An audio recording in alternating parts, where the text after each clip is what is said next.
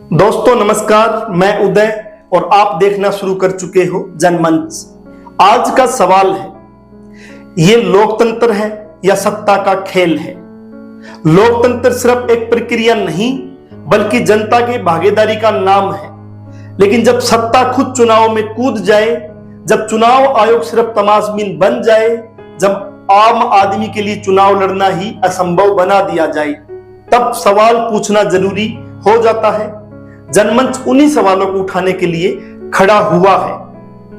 नगर निकाय चुनाव जो चुनावी प्रणाली में सबसे पहली सीढ़ी होती है, ये चुनाव कभी मोहल्ले की गली से लेकर जनता की चौपाल तक की चुनावी लड़ाई होती थी, मगर अब पूरी तरह सत्ता के नियंत्रण में दिख रही है। पहले यह चुनाव आम आदमी के लिए था, जिसे मोहल्ले का कोई भी पढ़ा लिखा लड़का, कोई सामाजिक कार्यकर्ता या कोई सम्मानित बुजुर्ग लड़ सकता था। लेकिन अब यह लड़ाई आम आदमी के हाथ से छूट रही है।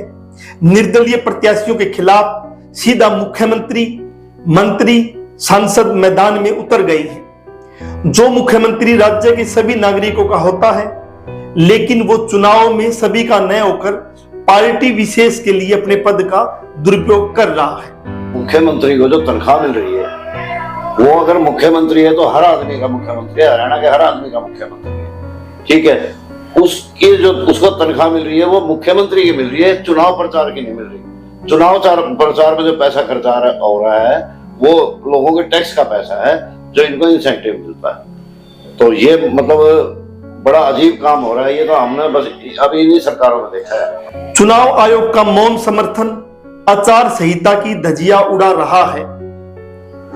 चुनाव आयोग सिर्फ अपने दफ्तर में बैठकर प्रेस रिलीज जारी कर रहा है। जमीन पर चुनाव आयोग की भूमिका बस कागजों तक सीमित रह गई है। भाजपा के प्रत्याशी आचार संहिता को ताक पर रखकर प्रचार कर रहे हैं। सरकारी कर्मचारी भाजपा का पट्टा डाल वोट मांग रहे हैं। मुख्यमंत्री और मंत्री खुद प्रचार में उतर रहे हैं, लेकिन चुनाव आयोग शायद सो रहा है। इनके सरकारी कर्मचारी जो निगम में काम कर रहे हैं, वो भाजपा के एक प्रत्याशी के लिए लगातार प्रचार कर रहे थे। उनकी वीडियो वायरल हुई तो उसकी हमने लगातार सुनील वर्मा की शिकायत की। जवाब दो, हिसाब दो ने तो हर चीज पे नजर रखी है और शिकायत करी है। ठीक है, लेकिन चुनाव आयोग सोया पड़ा है, बिका हुआ है। चुनाव आयोग जो कि एक स्वतंत्र एजेंसी है, उसको अपना स्टेप उठाना चाहिए। वार्ड 3 में थे ना वो, जो अपने पत्नी की सुनील वर्मा जी, आज तक उनके खिलाफ कार्रवाई नहीं हुई। अगर आयोग चाहे तो वो आदमी नौकरी भी नहीं कर सकता। आखिर चुनाव आयोग की भूमिका क्या है? क्या वह सिर्फ नामांकन की तारीखें तय करने में और वोटिंग करवाने तक सीमित रह गया है? जब जमीन पर चुनाव की निष्पक्षता ही नहीं बची, तो चुनाव आयोग का अस्तित्व ही सवालों के घेरे में आ जाता है। चुनाव आचार संहिता जो है वो तो एक कागज पे ही रह गई है। ठीक है, आप ये देखिए, डीसी की कोठी तक के ऊपर एक पार्टी के बीजेपी के झंडे लगे हुए और चुनाव आयोग देख नहीं रहा उसको।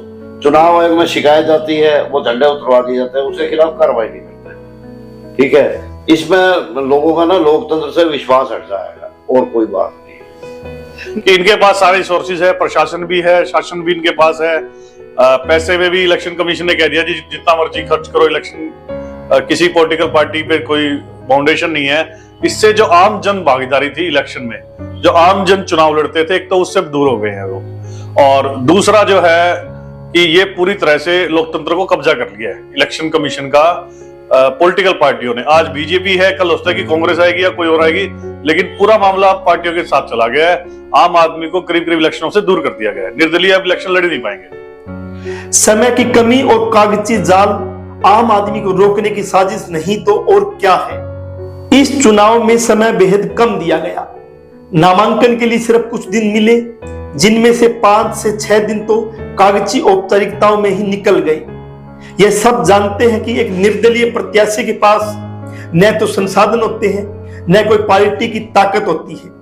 वह अकेले ही चुनाव लड़ता है, लेकिन जब उसे नामांकन की प्रक्रिया में ही उलझा दिया जाए, जब उसे कागज पूरे करने में ही हफ्ता भर लगा दिया जाए, तो यह चुनाव की निष्पक्षता नहीं बल्कि एक सोची समझी रणनीति लगती है।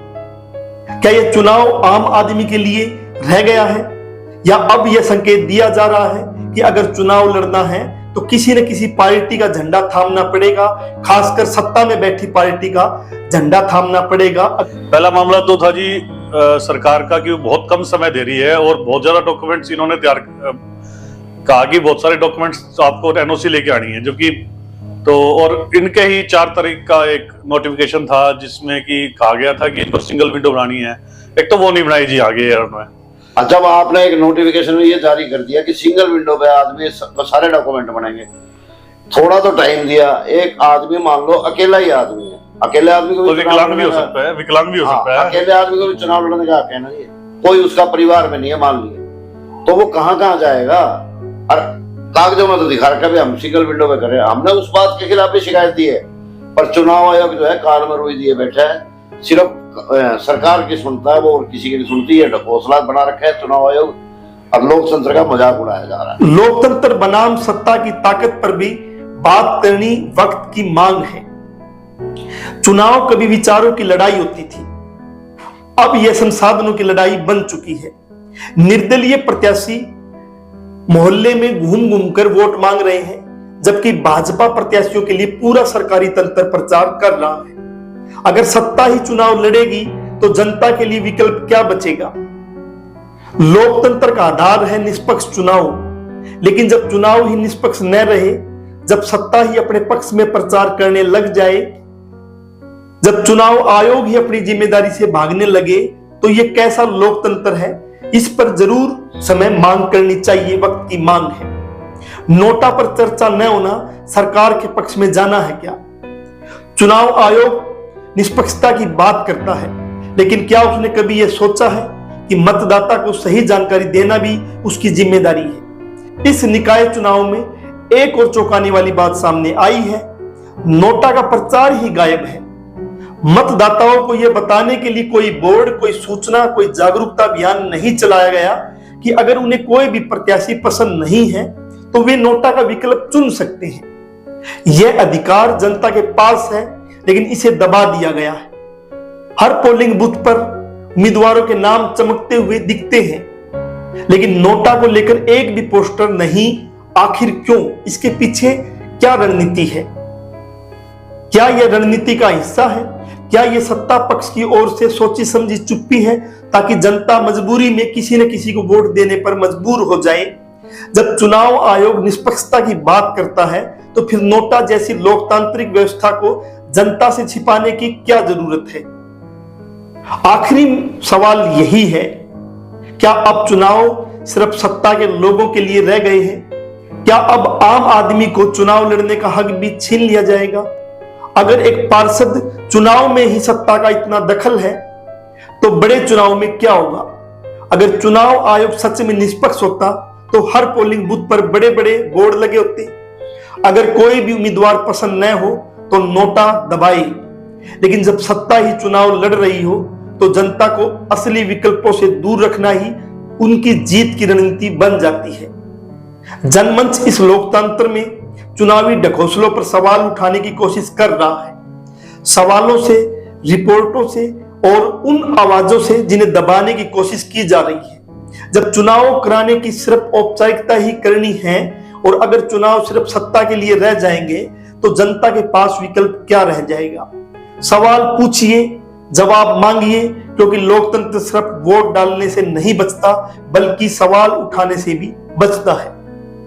जनमंच के साथ आप बने हुए थे। जनमंच एक बार फिर हाजिर होगा आपके ज्वलंत सवालों को लेकर। तब तक के लिए शुक्रिया।